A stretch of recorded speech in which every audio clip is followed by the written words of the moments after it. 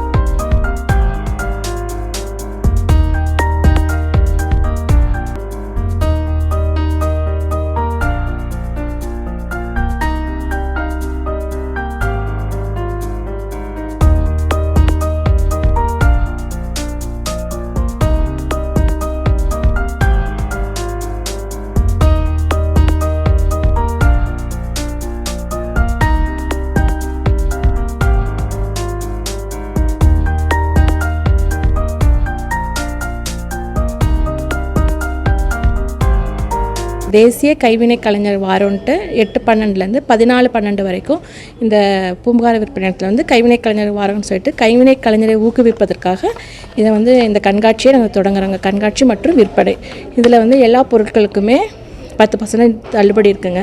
இதில் வந்து எங்களோட யூனிட் விளக்கு இருக்குங்க, நாச்சியார் கோவில் பித்தளை விளக்குங்க, வாகைக்குளம் விளக்கு, மதுரை விளக்கு, அப்புறம் சாமிமலை வந்து செய்கிற பஞ்சலோக சிலைகள், கள்ளக்குறிச்சியில் செய்கிற சந்தனத்தாலான சிற்பங்கள், அப்புறம் மேலும் இந்த கைவினை கலைஞர்களுக்காக அவங்களே டைரெக்டாக இந்த பேப்பர் மேஷில் செஞ்சது, உட்டில் செஞ்சது, மண்ணால் செஞ்சது,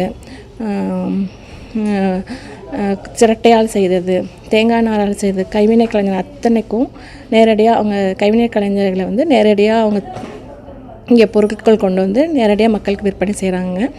ஷீஷேல் ப்ராடக்ட், சங்காலான சிற்பங்கள், வீட்டு கலை பொருட்கள், அப்புறமேட்டுக்கு லேக்கர் ஐட்டத்தில் செஞ்ச மாட்டு வண்டி, தள்ளுவண்டி, குழந்தைங்க விளையாடுற தள்ளுவண்டி, கிளிகிழிப்பா இது மாதிரி செய்கிறவங்க வந்திருந்தாங்க.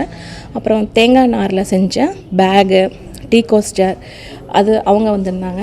அப்புறம் வுட்டில் மரத்தாலான மரச்சிற்பங்கள் செய்கிற கலைஞர் வந்திருந்தாங்க. அப்புறம் தேங்காய் சிரட்டை அதில் செஞ்ச பத்தி ஸ்டாண்டு, அதுலேயும் வீட்டு பொருட்கள், ஸ்பூனு, கப்பு, டீ கோஸ்டர் அது மாதிரி அதில் செஞ்ச கலைஞர்களும் வந்திருந்தாங்க. டைரெக்டாக நம்ம மாவட்ட ஆட்சியாளர் வந்து பார்வையிட்டாருங்க. இந்த கைவினை கலைஞர் வாரத்தை முன்னிட்டு எங்கள் பூம்புகார் விற்பனை நிலையத்தில் 10% அனைத்து பொருட்களுக்கும் தள்ளுபடி கொடுக்குறாங்க. அந்த கைவினை கலைஞர்கள் வாழ்வாதாரத்தை பெறுவதற்காகவும் ஊக்குவிக்கவும் இது ஒரு நல்ல வாய்ப்பினை தருமாறு கேட்டுக்கொள்கிறோம். அது இல்லாமல் பூம்புகார் விற்பனை நிலையத்தில் வந்து கைவினை கலைஞருக்காக அவார்ட்ஸும் தரோம். வருஷத்தில் ஒரு தடவை 6 அவார்ட் தராங்க. சென்னை மணலி விரைவு சாலையில் 400 வாட் துணை மின் நிலையம் உள்ளது. இந்த துணை மின் நிலையத்தில் இருந்து சென்னை புறநகர் பகுதிகளுக்கு மின் சப்ளை ஆகிறது. காலை 6 மணி அளவில் துணை மின் நிலையத்திற்கு முன்புள்ள 2 டிரான்ஸ்பார்மர்களில் ஒரு டிரான்ஸ்பார்மர் வெடித்து சிதறியது. மணலி தீயணைப்புத் துறையினர், மாதவரம் தீயணைப்புத் துறையினர் என 4 தீயணைப்பு வாகனங்களில் அவர்கள் தீயை கட்டுப்படுத்தினர். அதிலிருந்து புகைகளை கட்டுப்படுத்த தீயணைப்புத் துறையினர் பல மணி நேரம் போராடி கட்டுப்படுத்தினர். சென்னை புறநகர் பகுதிகளான மணலி உள்ளிட்ட சில இடங்களில் மின்வெட்டு ஏற்பட்டுள்ளது. மின்வாரிய அதிகாரிகள் துணை மின் நிலையத்திலிருந்து விபத்து குறித்து விசாரிக்கின்றனர்.